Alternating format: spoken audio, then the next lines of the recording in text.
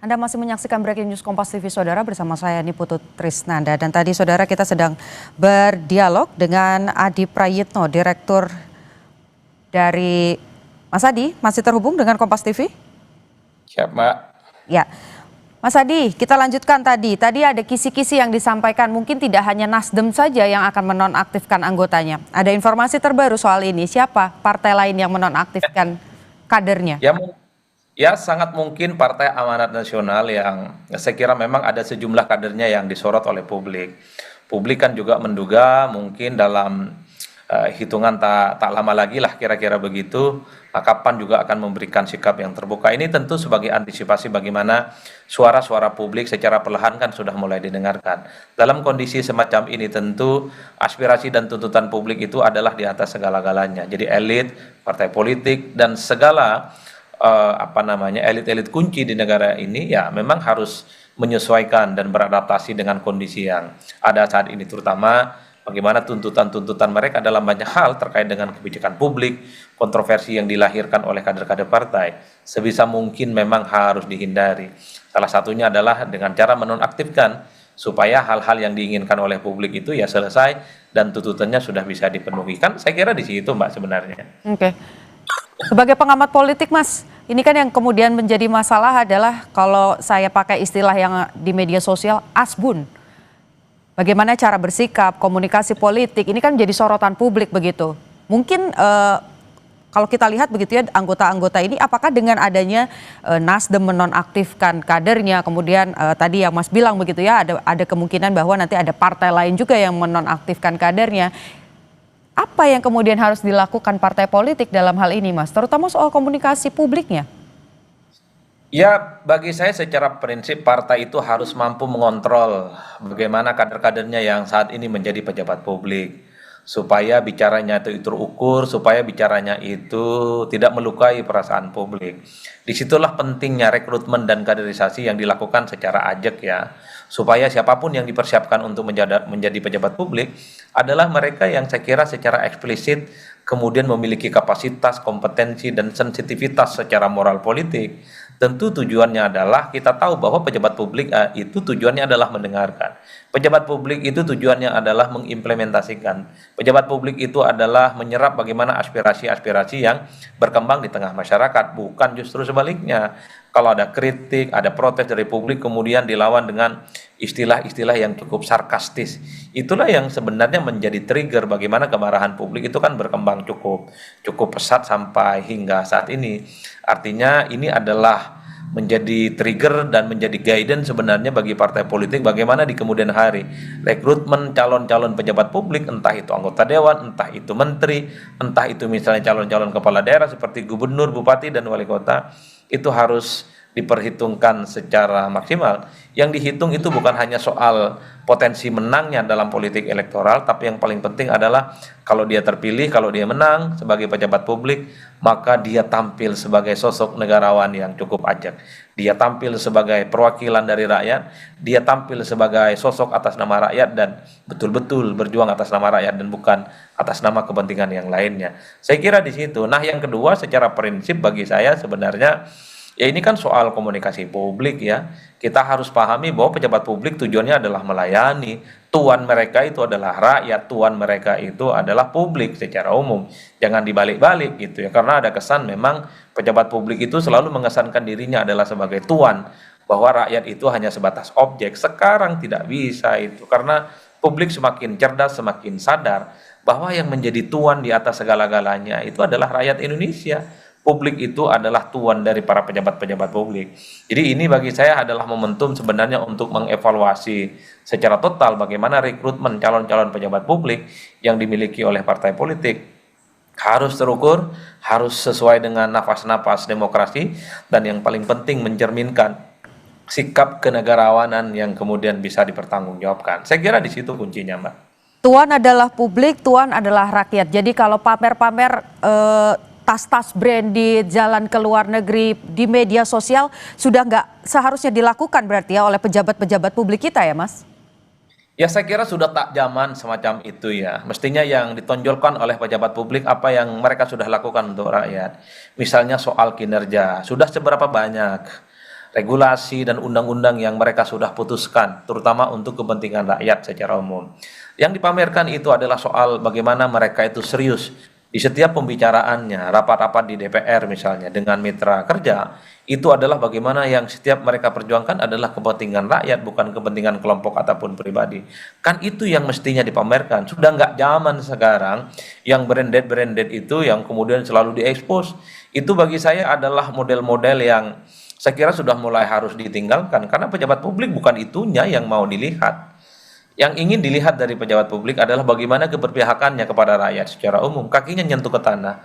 Dia, sang pejabat publik itu harus mampu menyelami bagaimana dari sisi-sisi kehidupan yang dialami oleh masyarakat.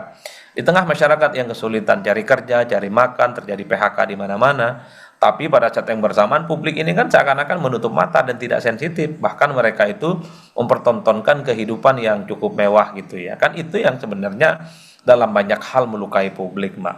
Oleh karena itu bagi saya harus ada paradigm shift, ada perubahan paradigma yang mesti diubah. Apa paradigma yang mesti diubah? Yaitu soal pejabat publik bukan yang pamer-pamer yang semacam itu yang kemudian harus disampaikan kepada publik, ya branded-branded yang semacam itu.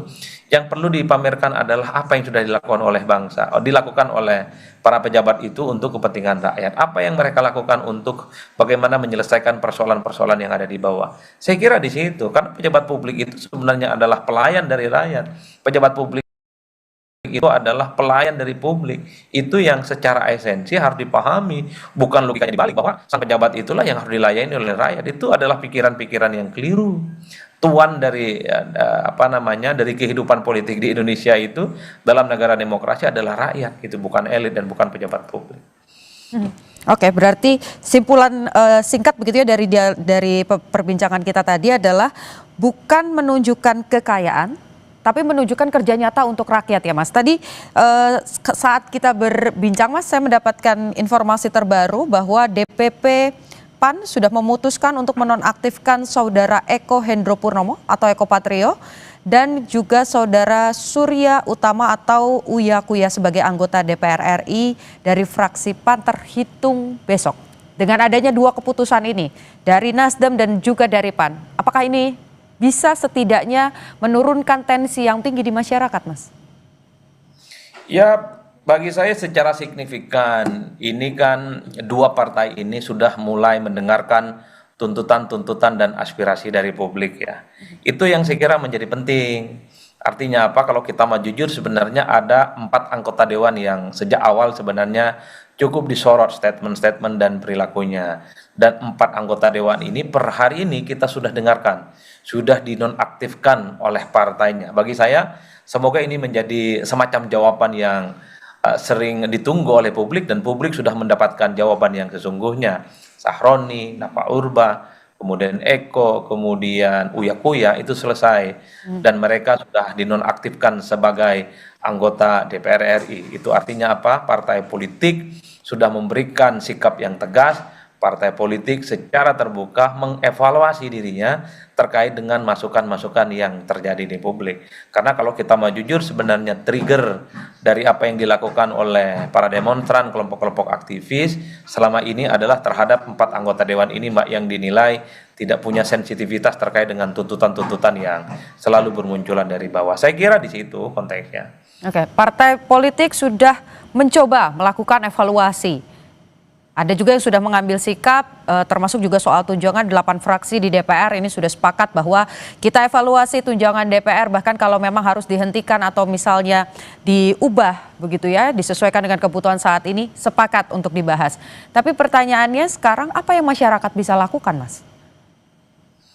Ya, kalau tuntutannya sudah dipenuhi, protes-protesnya sudah mulai didengarkan, ya saya kira memang kita tunggu bagaimana realisasinya. Karena kan ada juga yang mengatakan ini setelah nonaktif apa what's next, apakah dipecat atau di PAW namanya, pemberhentian antar waktu. Itu artinya anggota dewan yang dimaksud dinonaktifkan tadi bukan hanya dinonaktifkan, tapi posisinya bukan lagi sebagai anggota dewan, tapi diganti oleh kader-kader partai yang bersangkutan sebagai anggota dewan.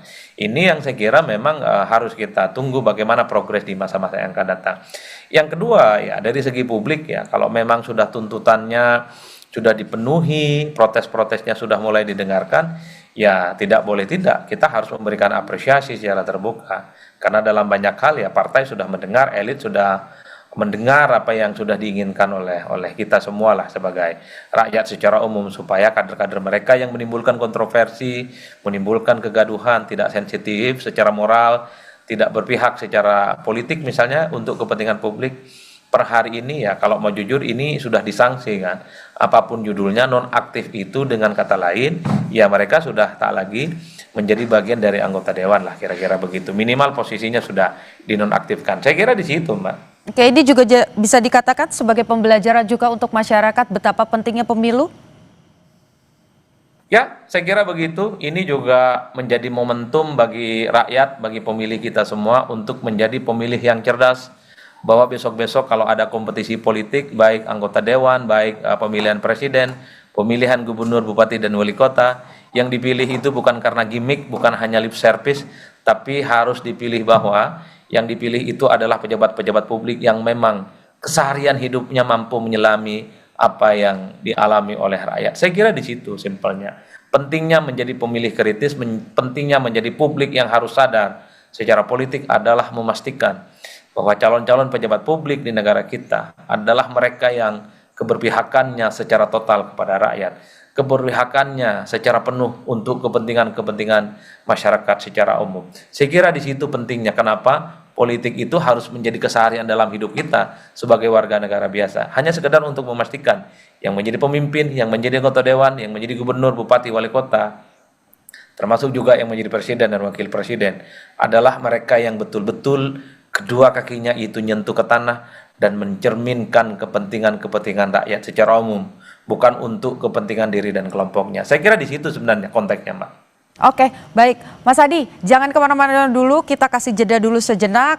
Poinnya, partai politik harus berbenah sejauh ini ya, kalau memang ada kadernya, anggotanya, calegnya yang kemudian melakukan kesalahan harus bisa bersikap tegas. Masyarakat juga harus peduli sejak pemilu. Hal-hal yang lainnya, poin-poin lainnya nanti kita bahas usai jeda Mas Adi.